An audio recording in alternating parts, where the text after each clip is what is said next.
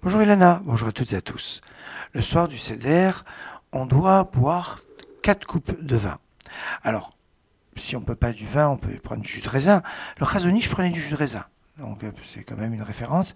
Si on ne supporte pas le vin et si on n'y arrive pas jusqu'à la fin du Seder, alors on devra mieux prendre du jus de raisin, bien évidemment, estampillé kasher le Pessar, et kasher est prévu pour faire le kiddush avdal et pas une boisson au goût jus de raisin. Ça, c'est un premier point. Idéalement plutôt rouge que blanc.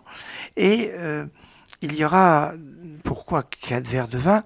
Parce que le vin, à la différence d'autres nourritures, plus on en prend, plus on a envie.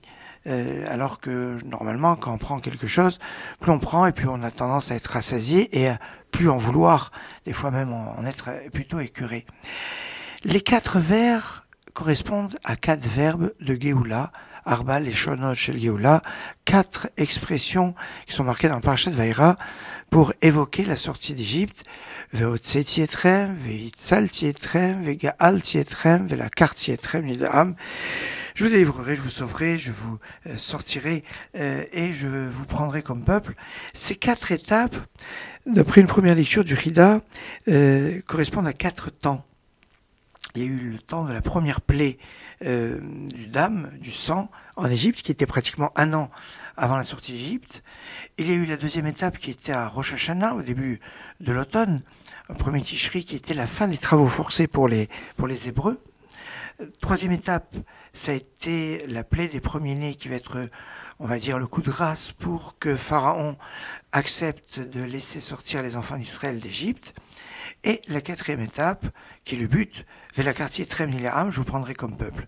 Alors c'est vrai qu'il y a un 5e qui correspondrait au 5e vers, le vers du Hallel Agadol, le vers de Nishmat Kol Chai, le vers de l'arrivée en Israël, parce qu'il y a aussi un 5e verbe, Ve'veti etrem l'aretz, où j'amènerai sur la terre, mais qui n'a pas été appliqué à la génération qui est sortie d'Égypte, qui n'a connu que les 4 premières étapes, mais pas la 5e étape. Voilà pourquoi il y aurait 5 étapes, mais la 5e serait une étape que l'on espère, et pas forcément quelque chose qui est passé. Une autre lecture sur les 4 temps de la liberté nous ferait remonter pour le premier temps à Rosh Hashanah. Fin des travaux forcés pour les enfants d'Israël. Ça aurait été la première notion de délivrance. La deuxième, c'est Makat Bechorot, la plaie des premiers-nés, qui entraîne de facto l'autorisation pour la béné Israël de sortir au matin d'Égypte. La troisième sera le passage de la mer Rouge, Ve'ga'alti etrem, et je vous délivrerai, Géoula, Gaal Israël, c'est la bracha qui est après Michamocha Ba'ilim Hashem, qui est comme toi parmi les puissants Hashem, qui se retrouve dans la Shirataya, dans le cantique de la mer Rouge, et qui se trouve juste avant la Hamida. Donc Ve'ga'alti, le Géoula, sommaire Géoula et Tefila, on juxtapose la Géoula à la Tefila, enfin, cette notion de Géoula est bien liée avec le 7e jour de Pessah. Enfin, le dernier, Ve'lakarti etrem nid'am, pas de discussion là-dessus. Il s'agit du don de la Torah. Donc voilà plusieurs approches sur les 4 verbes, les 4 vers, et les 4 degrés de délivrance avec 4 dates différentes. Excellente journée.